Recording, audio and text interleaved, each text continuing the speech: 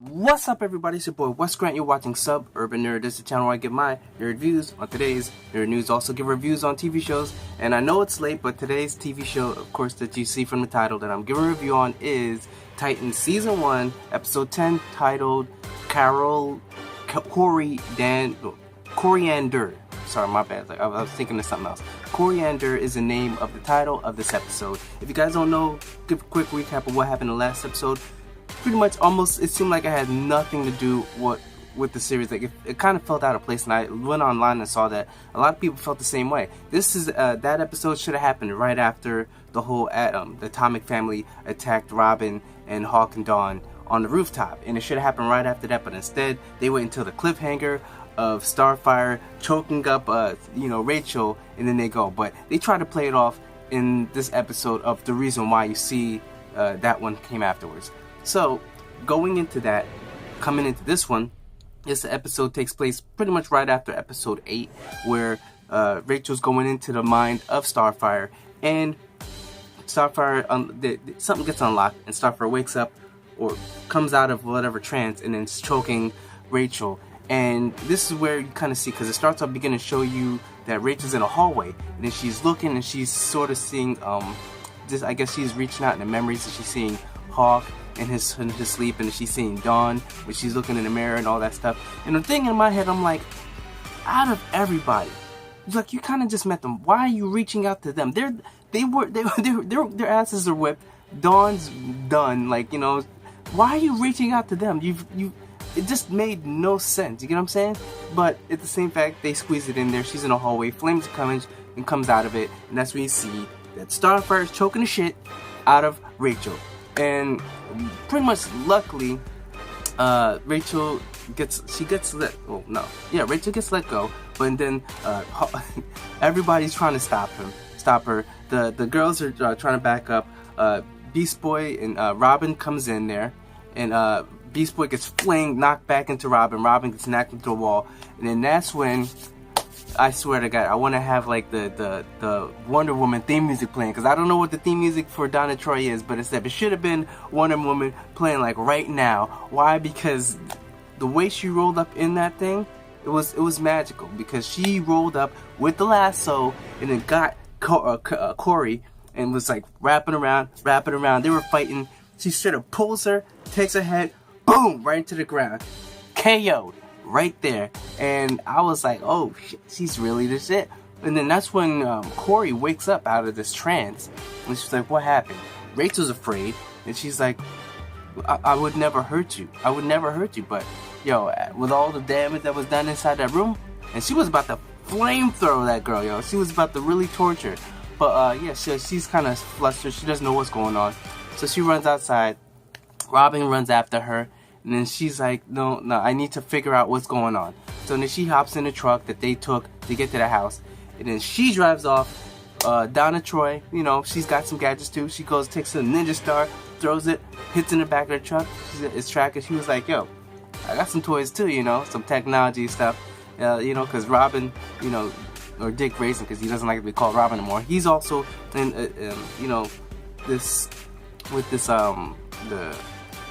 he has his gadgets too because of, Bruce Wayne or Batman.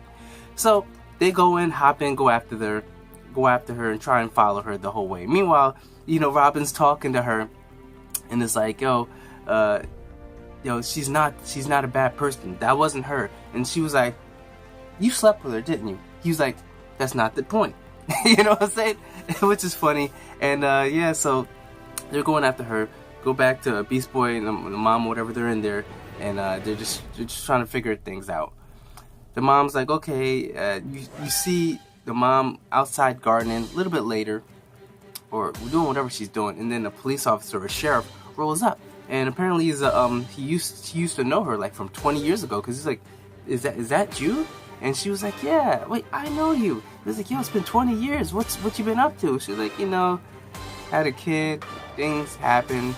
Don't really want to talk about it right now. He was like, oh, well, it's good, nice to meet you. Maybe we can catch some coffee or something like that. She was like, yeah, I'd like that.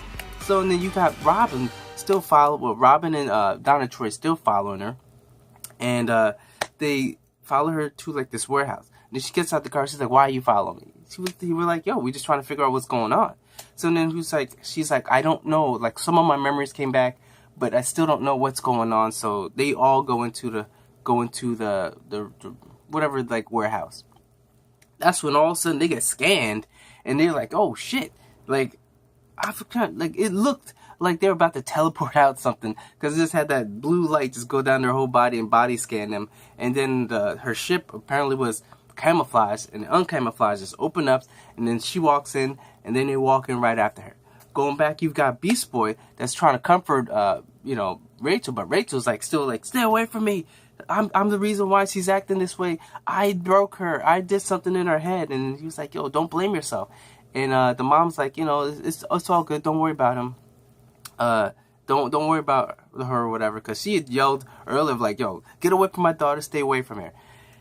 And like, you know what? I from the moment I saw her, sort of a little suspicious, because nothing's ever sweet. Because I was thinking, like, as soon as I saw the mom, I'm like, well, in order for the Teen Titans, the mom's not going to probably let her go stay with them. So she's going to have to die. And that's like, literally, that's the first thing I thought as soon as I saw them go to the house with the mom. I'm like, the mom's probably going to have to die because they need to not have family in order for them to stay together. You know what I'm saying?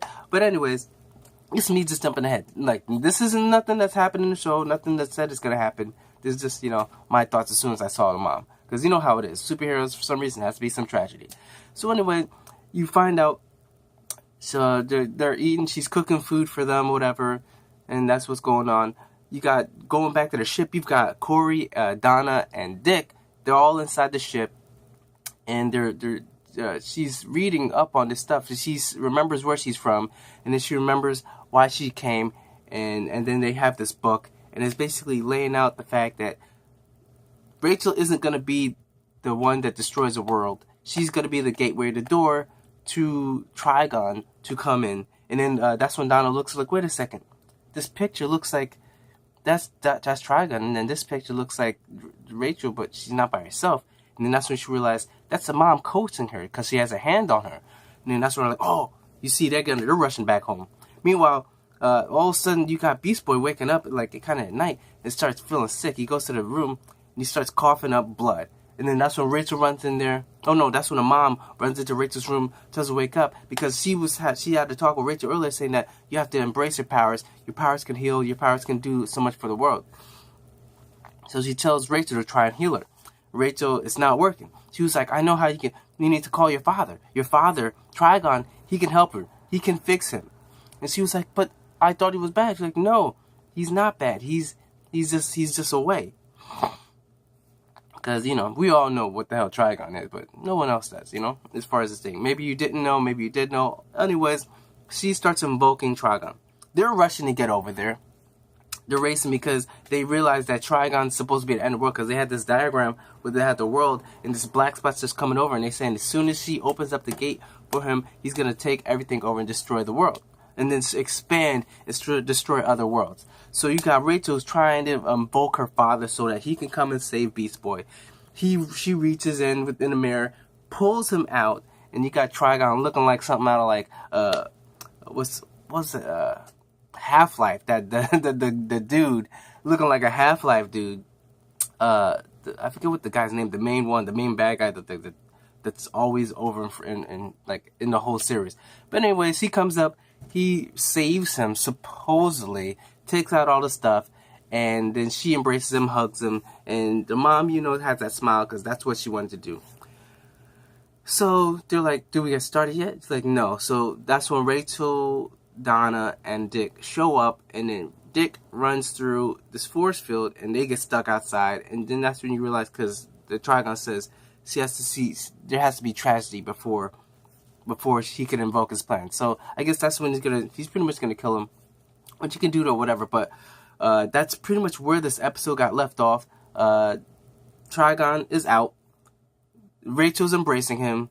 Dick just got in, opened the door, stepping into the house. Oh, meanwhile, I forgot to tell you, the dude that wanted to date her, he showed up at the door after, the Beast Boy was on the ground and bleeding, and she runs up to the whole like she did her a knock, and she shows up, and he shows up with flowers, trying to be a nice guy, and she was like, and that's when you hear Rachel's like, I can't stop the bleeding, I can't stop the bleeding. I actually would have been like, yo, yeah, she's going through her period, like, you know, the period right now, so don't worry about it, you know, just still don't shut up. But nope, she calls him in, and that's when he goes in, sees that Beast Boy is bleeding.